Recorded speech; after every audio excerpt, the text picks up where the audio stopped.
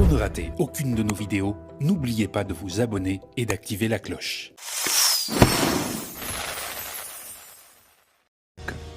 Moi, je suis devant vous. Avec le président Laurent Gbagbo, depuis votre retour de la Haye, aucune rencontre. On en a longuement parlé.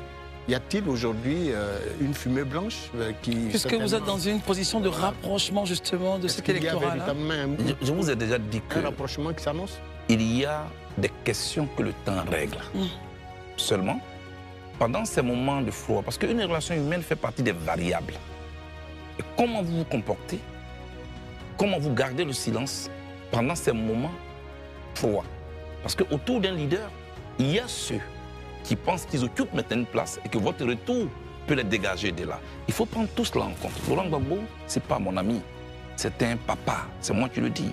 Donc, il peut avoir ces moments, mais il faut que moi je sache les gérer. Et puis le jour viendra où ce qui peut l'empêcher de me voir peut baisser. Et puis on se verra un jour. Moi je pense que c'est à moi de faire des efforts. Et je continue de faire ces efforts. Parce que vous ne pouvez pas appeler quelqu'un papa et puis, je veux dire, le défier. Ça veut dire quoi? Vous continuez de faire ces efforts? Que faites-vous concrètement? Non, je vois ce que je peux voir, qui sont proches de lui, qui peuvent faciliter une rencontre entre lui et moi. Parce que je ne peux pas dire que je m'en fous. Quelqu'un avec qui j'ai souffert, quelqu'un avec qui j'ai fait la prison, quelqu'un avec qui j'ai traversé tous ces moments Cette difficiles. distance, ça vous fait mal? Oui, ça me fait mal. Moi, je n'ai pas connu le président Laurent Gbagbo autour d'une bière. Je n'ai pas connu le président Laurent Gbagbo au moment où il était président. J'étais le leader d'étudiants. J'ai fait la prison 11 fois. Et ça en commun? On a ça en commun. Après, je vais en exil. Ensuite, je le retrouve à la Cour pénale internationale. Nous avons traversé des moments très difficiles. Et je pense que, j'ai toujours dit à ceux qui sont à côté de moi, il faut tout pardonner au président Laurent Gbagbo. Parce qu'il a tout sacrifié pour nous. Vous savez, moi j'ai eu des grands-papas. Le petit qui est à côté du grand-papa, tout ce qu'il dit, c'est ce que le grand-papa prend. J'ai eu mon père. Y compris une remise en cause des principes? Non, ce n'est pas ça. Ne l'accusez pas de ça.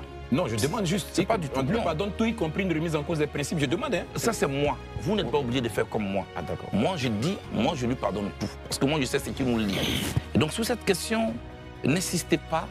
Je veux que ce moment-là, je sache le gérer.